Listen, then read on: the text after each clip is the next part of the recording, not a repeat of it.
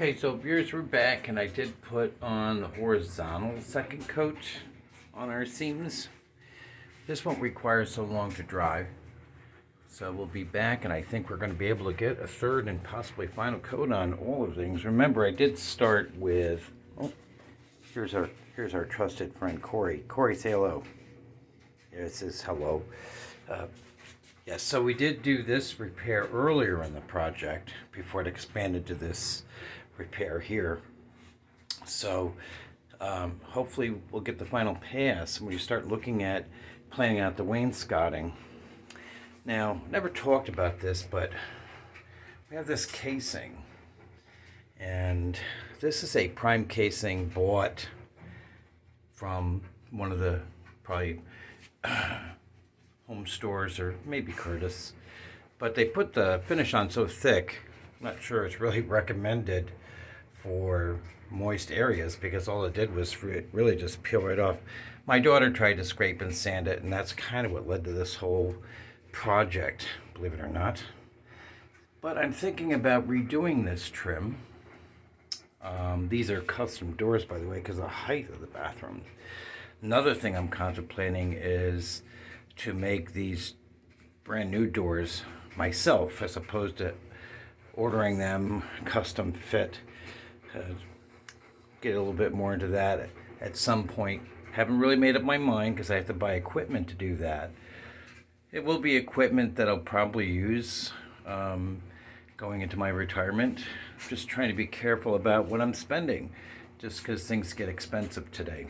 But we will be back to kind of put on our third coat on our verticals again, and again break that up to where that sets, and then we could do the horizontal verticals, or horizontal passes as well. So I'll see you a little later, so hang tight, we'll be back.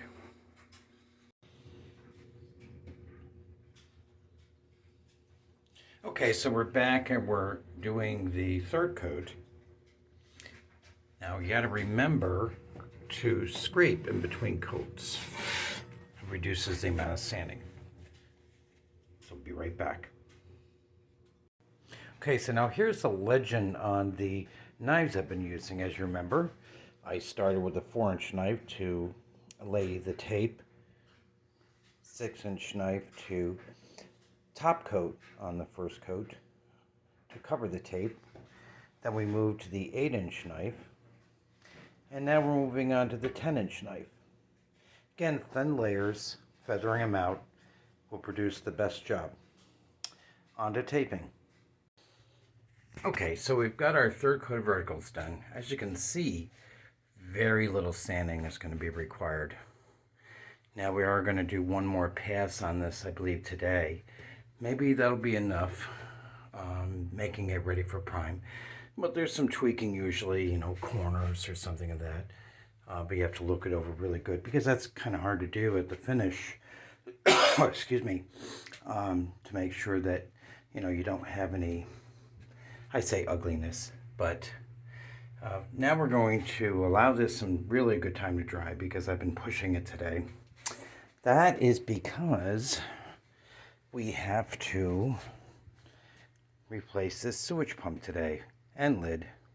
I have to take this stuff out of here. This used to have a board here, board right here, that would cover that pit. I took those plywood shelves out of that other closet. I'm thinking to finally finish this off as initially was planned.